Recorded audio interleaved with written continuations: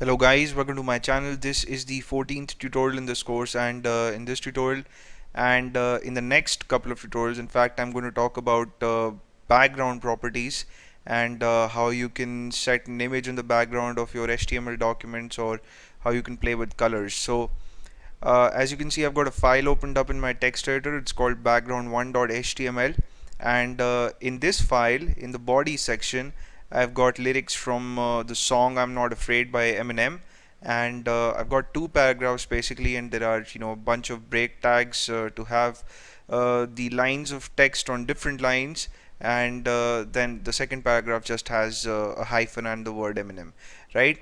So within the style section, I've got couple of style rules for the paragraph element, and I've got one style rule for the body element. So we're going to come to this later.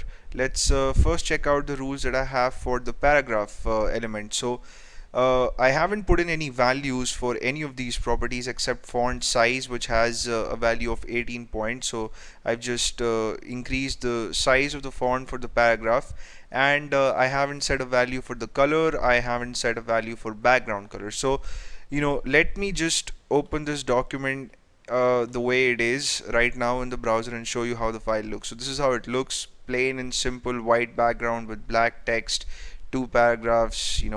It's really very simple. So let's say you want to change the background color to gray, right? So what you'll have to do is, over here you'll have to put in gray, or you could also get the hexadecimal code for the color gray and put that in place of the word gray here. I'll save the file. I'll go to my browser and refresh the page, and there we go. We see that the background color for the paragraphs is now gray, right? So this rule has been applied only to the paragraphs. It hasn't been applied to the entire web page. So if you would have set this property for the body element, then you would have seen that the background color for the entire page would have been changed to gray. So let me change the color of the text to white, just to show you guys a bit of contrast, although black and gray also make a good combination, but this certainly looks better. So now in the folder in which I have this file, I also have a you know I have an image file of Eminem. So I'll open it and show it to you. So this is how it looks, and it's in the PNG format. And let's say you want to have this image as the background of your document. So what you'll have to do for that is, if you want the image to be applied to the entire document, then obviously you'll have to apply the property to the body element.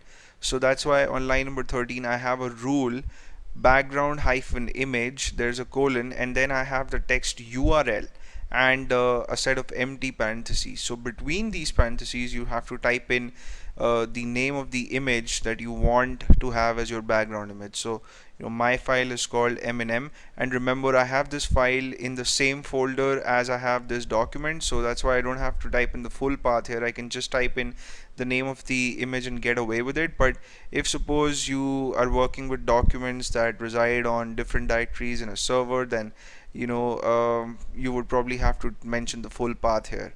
So I'll save the file, I'll go to the browser, refresh, and this is what I see. So let me just get rid of this background color here and refresh.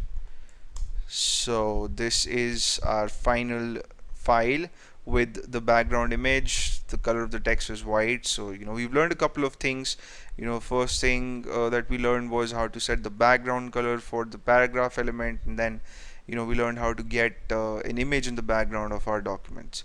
So that's it for this tutorial. I'm going to see you in the next video, in which we'll continue our discussion on background properties in CSS, and you may subscribe to my channel if you haven't already. I'll see you soon. Till then, take care.